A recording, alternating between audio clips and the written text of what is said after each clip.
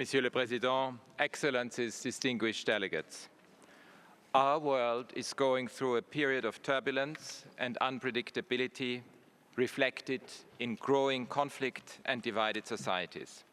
The international community has come through many setbacks and periods of geopolitical turmoil since the founding of the United Nations.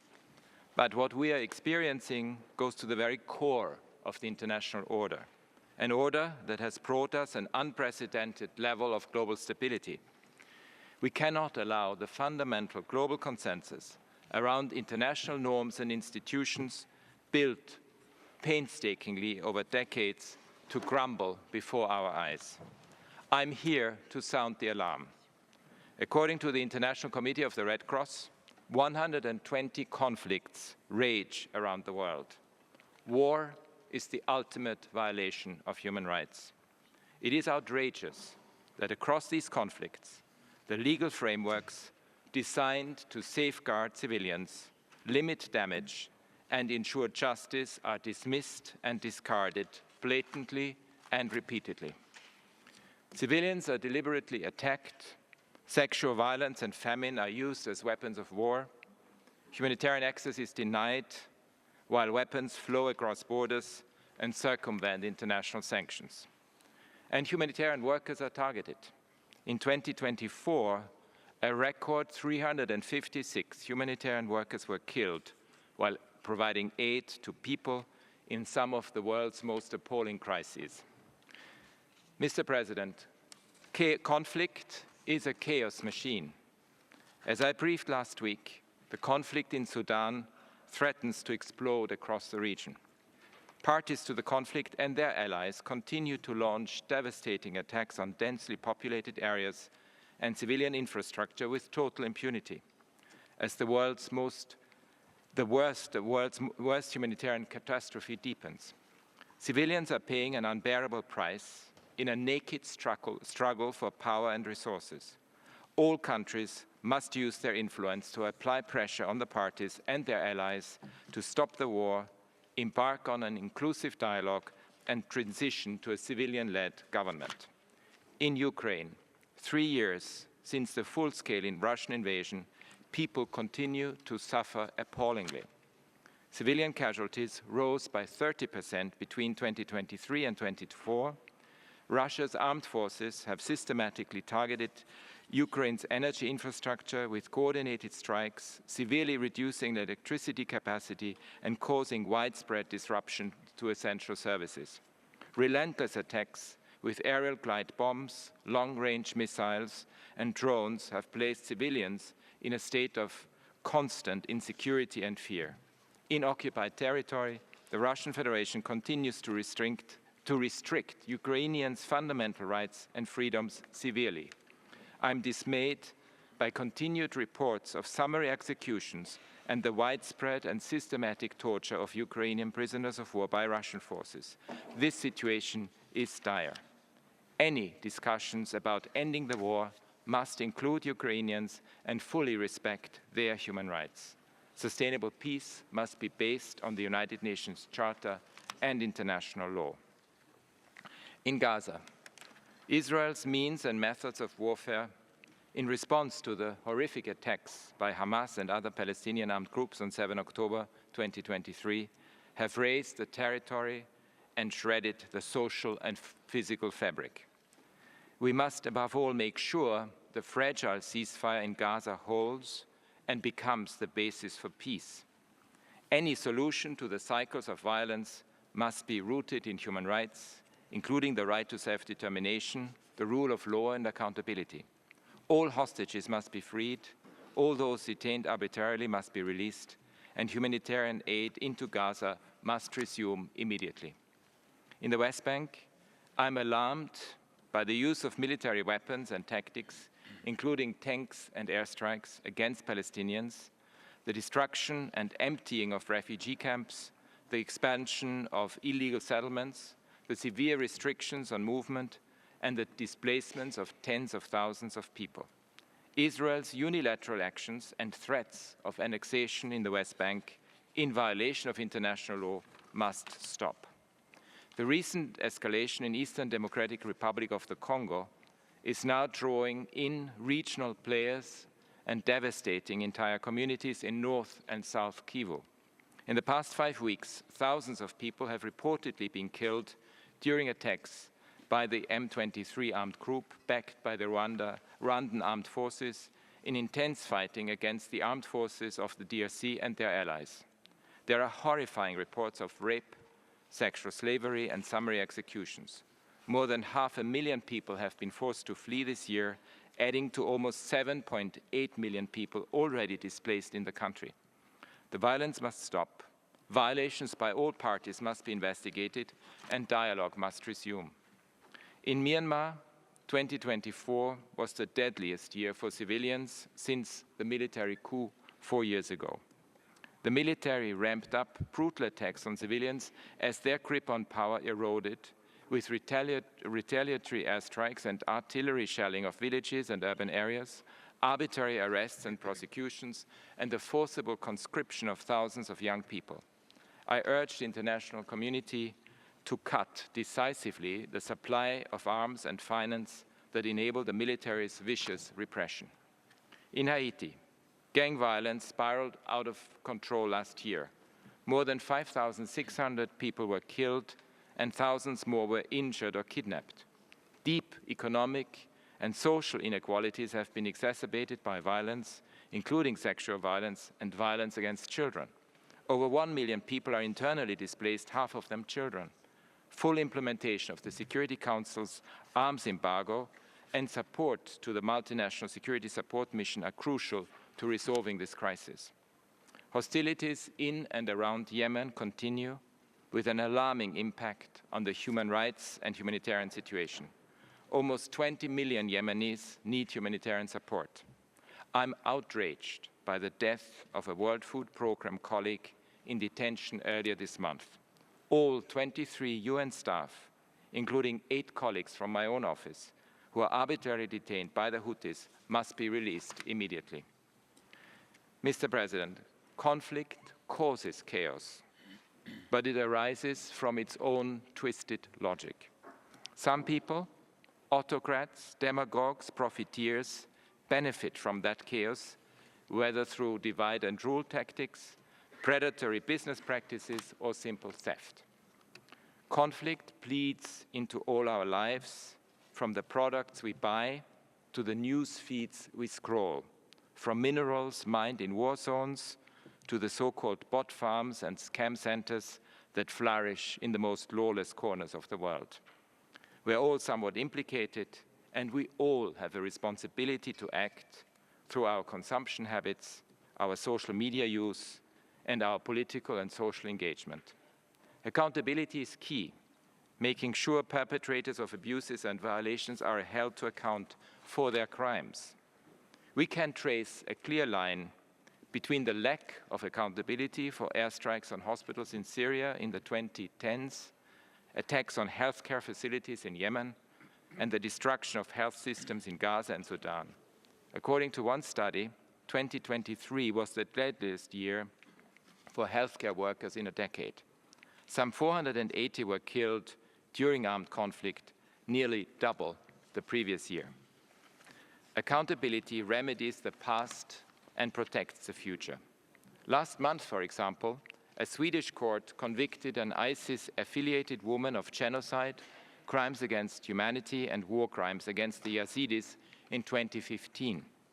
A court in Mexico recently upheld the conviction of 5 military officers for the extrajudicial executions of university students in 2010.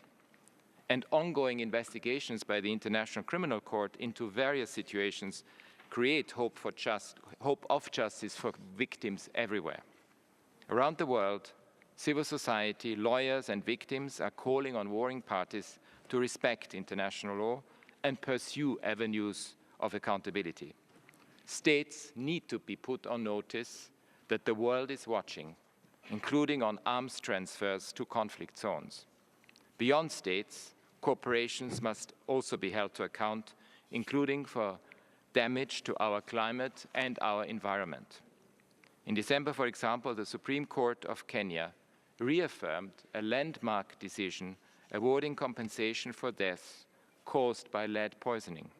I'm also encouraged by a growing wave of litigation that seeks to hold fossil fuel companies to account for climate-related damage. But these cases are the exception rather than the rule. In this connection, I urge the European Union to maintain robust human rights and environmental due diligence at the heart of their corporate sustainability laws as they consider reforms. Mr. President, an absence of accountability leads directly to an absence of peace. And yet, a tireless search for peace is what the world needs most. Preemptive strikes cannot replace preventive diplomacy. Today, wars are lasting longer and peace negotiations are less successful. According to one study, the number of conflicts that ended through peace agreements fell from 23% in the 1970s to 4% in the 2010s.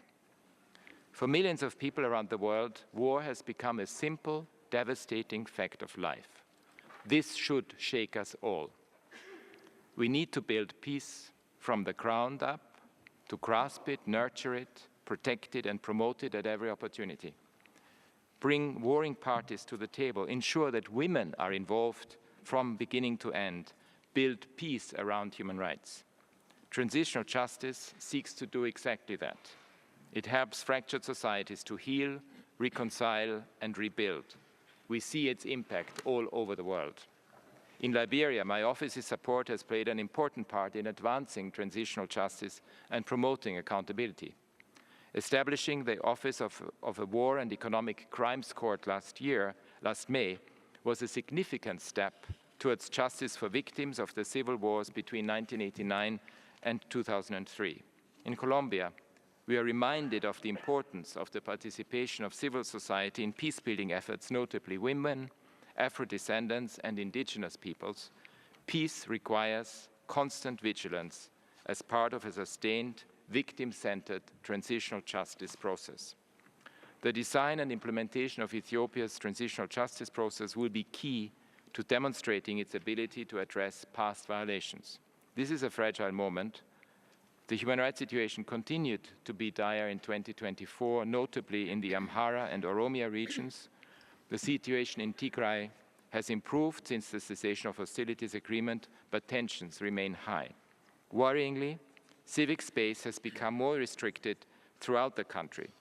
Proposed amendments to the media law put the rights to freedom of expression, association, and peaceful assembly at risk. None of these steps are conducive to sustainable peace. The Western Balkans are an example of transitional justice delayed.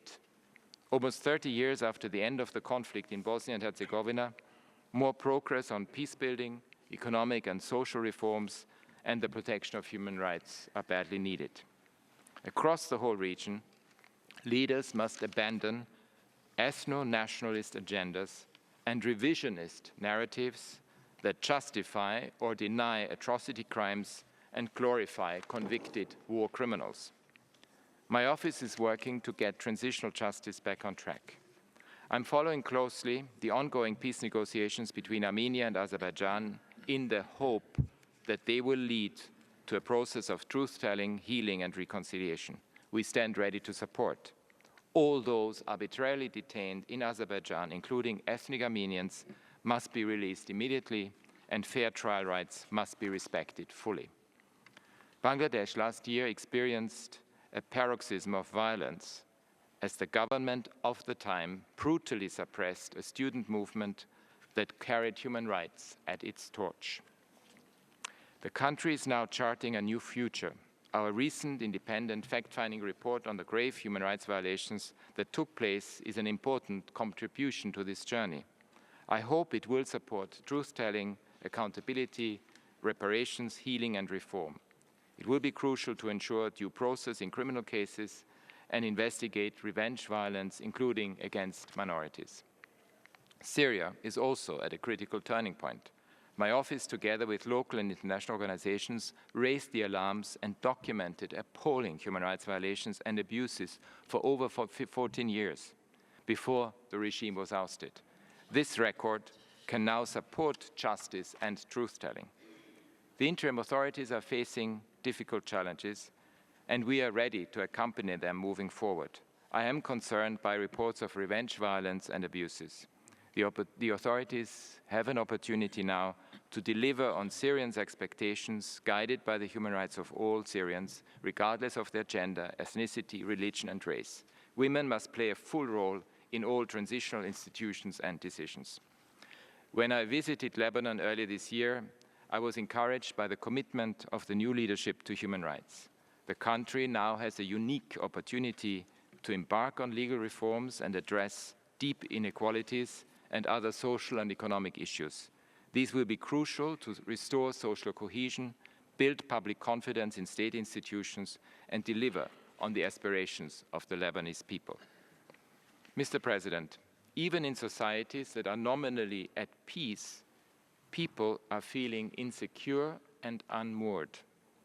Communities and societies struggle with polarization and division, which are anathema to human rights.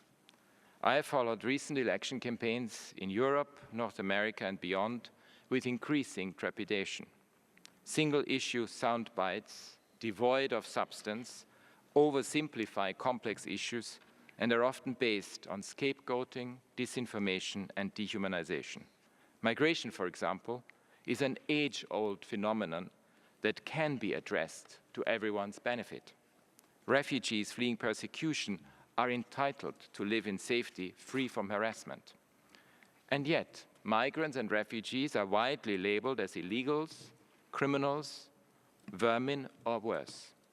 We have heard these terms before. Excessive use of force and deaths of people of African descent at the hands of law enforcement officials persist, often rooted in systemic racism. Other communities face deep-seated, caste-based discrimination related to work and descent. LGBTIQ+ people, particularly transgender people, continue to face high levels of violence, harassment, and discrimination in all regions of the world. People with disabilities face discrimination, bias, and stigma every day. Dehumanization is a well-worn step towards treating an entire group as outsiders, unworthy of the basic rights we all enjoy. It is a dangerous precursor to hate and violence and must be called out whenever it occurs. Mr. President, from autocracies to democracies, women and girls are denied their rights in myriad ways. In Afghanistan, women and girls are subject to state-sponsored gender apartheid that is unparalleled in today's world. Virtual prisoners within their homes, they are denied the most basic and fundamental freedoms essential to normal life, including movement, education, and work. I'm deeply concerned for the long-term future of a country that is self-harming on a national scale. In Iran, the hijab law has been temporarily suspended, and I call again on the authorities to repeal the law fully and permanently, along with all other laws and practices that discriminate against women and girls. I also urge them to release all human rights defenders from detention and to end arbitrary arrests and imprisonment. I'm deeply troubled by the marked increase in executions last year, with over 900 reported cases. I've urged the Iranian authorities to place an immediate moratorium on the use of the death penalty. More broadly, I'm concerned about the resurgence in some quarters of toxic ideas about masculinity and efforts to glorify gender stereotypes, especially among young men. It is shocking to me that misogynistic influencers have millions of followers on social media and are hailed as heroes in some quarters. Online and offline, these ideas are translating into a wider pushback against gender equality, as well as violence and hateful rhetoric against women, women human rights defenders, and women politicians. We see these trends across all regions, from Latin America and Africa to East Asia, Europe, North America, and beyond. In some cases, they are making their way into reforms to laws and policies and risk reversing hard-won gains on gender equality. While more than 60 countries and territories have liberalized their abortion laws over the past 30 years, we are now seeing attempted rollbacks in many countries. 40% of women globally live under restrictive abortion laws. As always, it is the most marginalized women who suffer most. Mr. President, we have enjoyed bipartisan support from the United States of America on human rights over many decades, thanks to the generosity and compassion of the American people. I am now deeply worried by the fundamental shift in direction that is taking place domestically and internationally. In a paradoxical mirror image, policies intended to protect people from discrimination are now labeled as discriminatory. Progress is being rolled back on gender equality. Disinformation, intimidation, and threats, notably against journalists and public officials, risk undermining the work of independent media and the functioning of institutions. Divisive rhetoric is being used to distort, deceive, and polarize. This is generating fear and anxiety among many. On these issues and more, my office will continue building on our long history of constructive engagement.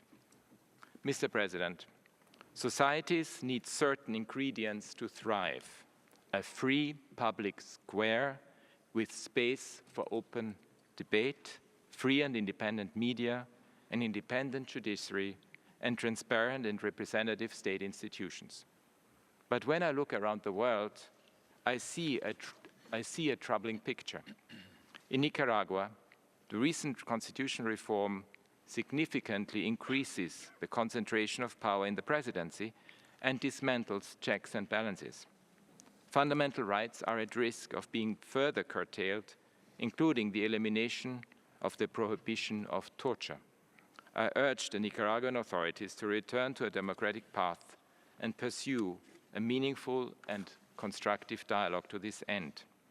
In Venezuela, I noted the announcement that more than 1,000 people were released after being detained following the presidential elections. All those arbitrarily detained must be released immediately. Political negotiations between the different stakeholders are urgently needed to agree to a viable pathway forward. I call for all electoral processes to be transparent, inclusive, peaceful, and fully in line with international human rights standards. In Argentina, I am troubled by recent executive actions that bypass established procedures for Supreme Court appointments, which risk undermining the independence of the judiciary and the rule of law. I also have serious concerns about the effect of austerity policies on the growing number of people living in poverty. In Mozambique, I call for the impartial and independent investigation into human rights violations and abuses which took place in the post-election period.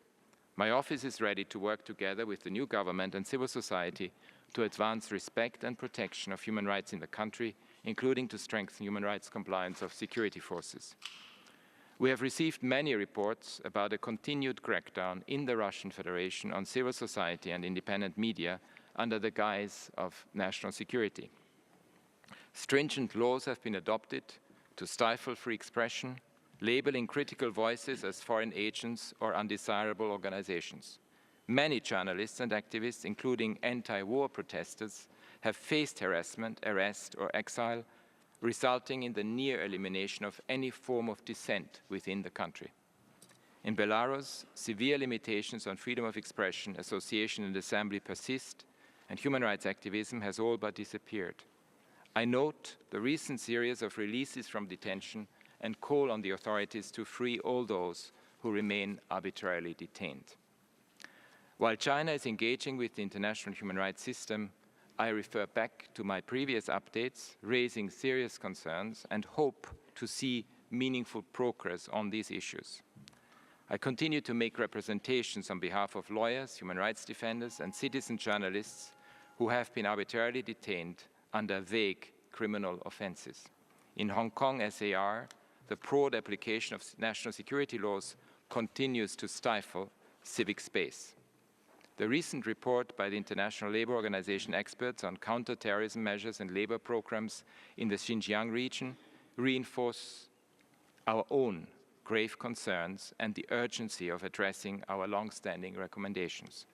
I'm also concerned by the impact of education policies and continued restrictions on freedom of expression, religion and belief in the Tibet Autonomous Region. I will take these issues forward in our ongoing engagement.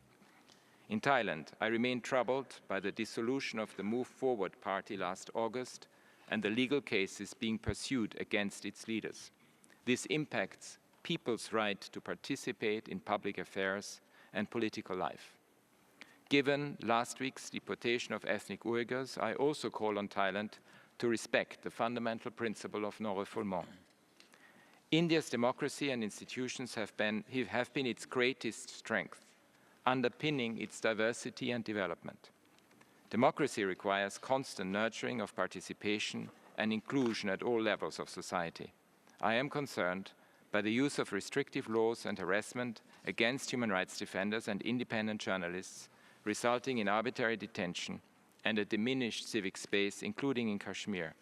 I also call for stepped-up efforts to address violence and displacement in Manipur based on dialogue, peace-building, and human rights.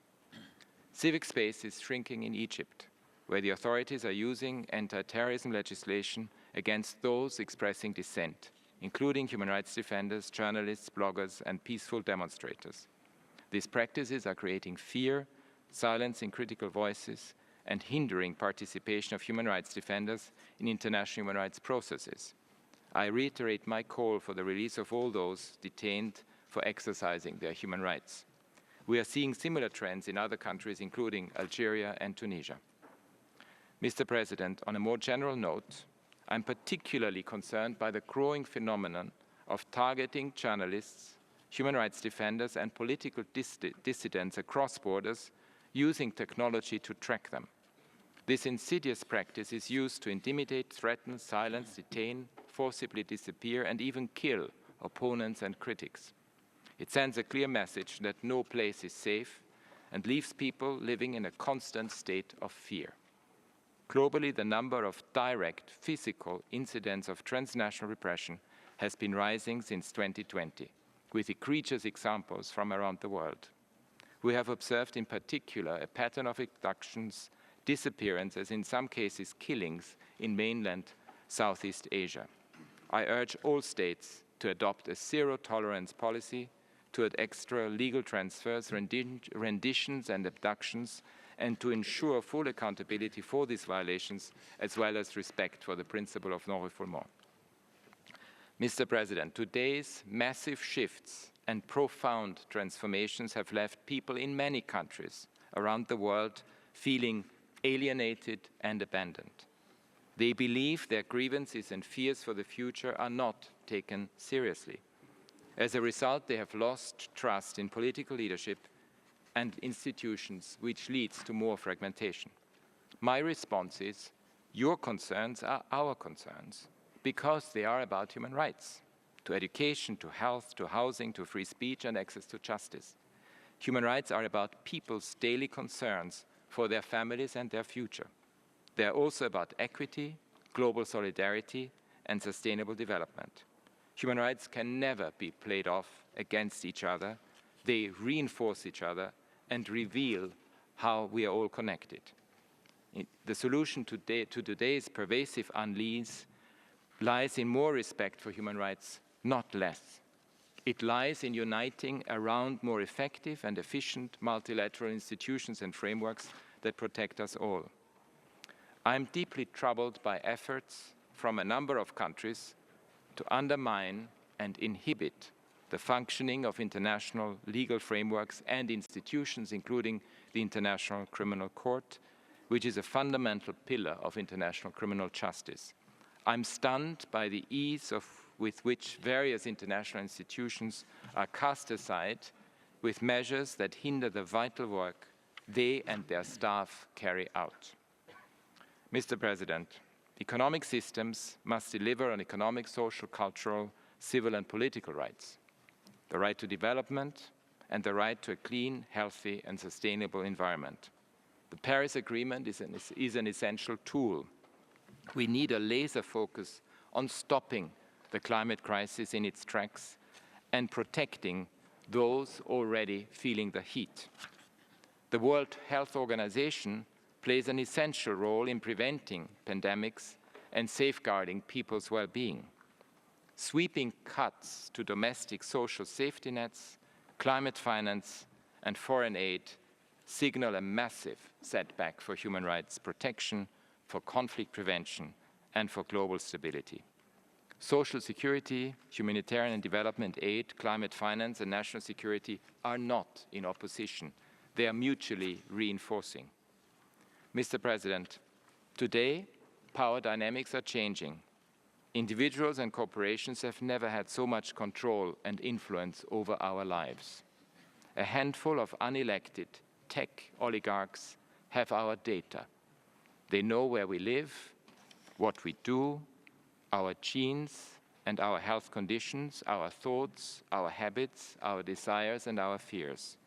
They know us better than we know ourselves. And they know how to manipulate us. Any form of unregulated power can lead to oppression, subjugation, and even tyranny, the playbook of the autocrat. We must adapt fast. States must fulfill their duty to protect people from unchecked power and work together to achieve this.